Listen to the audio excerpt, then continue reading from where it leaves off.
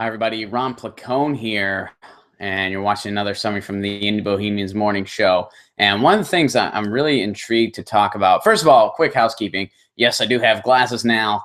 It's been a long time coming. I've worn glasses to drive for years, got to the point where I pretty much needed help. I'm one of those people that has a really hard time with eye exams and stuff like that. I get really freaked out by it. I don't have a problem with needles. I don't have a problem with shots. I don't have a problem with the dentist. I don't have a problem with any of that stuff. But for some reason, stuff near my eyes, I get very anxious, and I have a big problem with it. So when they were going to try contacts, I was too scared to try contacts, and I just don't think I'm ready. But anyway. John Dehlin, who is a popular podcaster, and he runs the podcast Mormon Stories, was just excommunicated by the Mormon Church. Now, this guy considers him an unorthodox Mormon. He doesn't always agree with the general church teachings.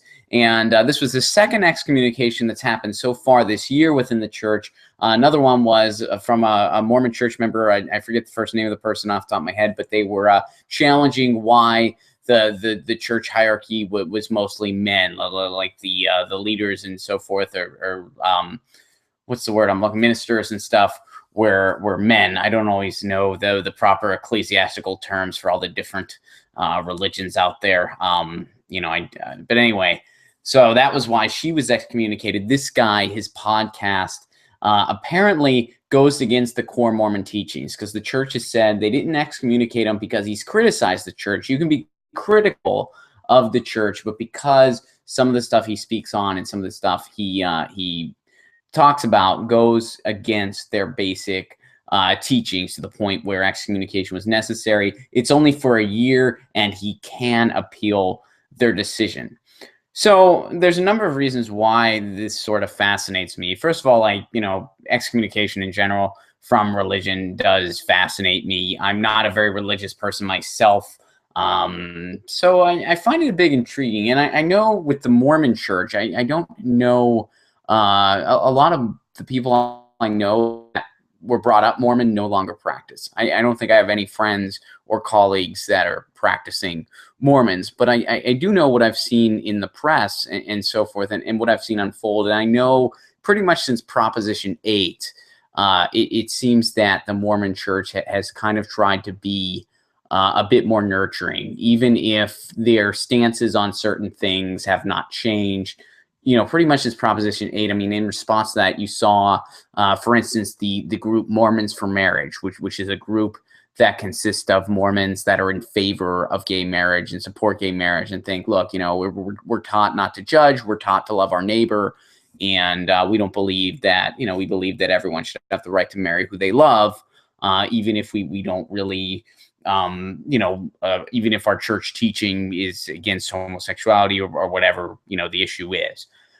So you've seen stuff like that, and you've seen stuff like that begin to surface. So it's almost like they're trying to turn over a more nurturing page where they are less judgmental and so forth, because Proposition 8 was, was a pretty significant thing in that church. It got very negative attention. So that was kind of interesting to me. It's like, well, now you're excommunicating a podcaster.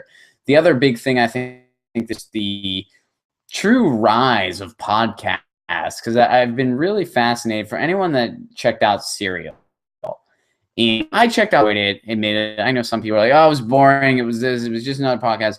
I did enjoy it. I see why it had the hype that it had. But what Serial did, whether people want to give it credit or not, Serial broaden the kind of podcast audience. Podcasts are very popular now. They've certainly been a valid medium for a long time now, but there's still a certain, it's still somewhat of a niche thing to be, quote, into podcasts, to say, well, I'm into podcasts, I check out podcasts, I download podcasts, I listen to them all day at work. It's common to hear that now, but it's still kind of a niche thing. It's not quite everybody. Now, I think that Serial has broadened that niche significantly. It's broadened that niche where now more people that got into, maybe they saw it on SNL, maybe they just heard about it, maybe they heard about it in PR, they downloaded that, they realized how easy it is to download podcasts. They realize what's out there, and they're like, gee, on any given day, ever I want, there's stuff about any topic I can imagine. Why would I ever turn on the terrestrial dial again? And this is coming from a guy that has a morning show, you know, a radio show. This is coming from somebody that kind of straddles both those worlds, that has a podcast, you know, makes a podcast version of a lot of my content in a video version, and then, of course, a terrestrial radio version. So I kind of, you know, have my feet in all those worlds. So it's fascinating that this podcast, this guy's podcast, reached the level of notoriety that the church level X. Now, John's podcast was popular. It's a fairly popular podcast, maybe for people that are struggling with their faith or just people that are fascinated by the topic. But it reached the level where his church excommunicated him. That's, you know, I don't know. I don't know how he's feeling about this because I'm not familiar with his work, nor am I familiar with his compass as a person. I mean, he could be devastated right now, and I'm not trying to cast judgment one way or another because it's not my business.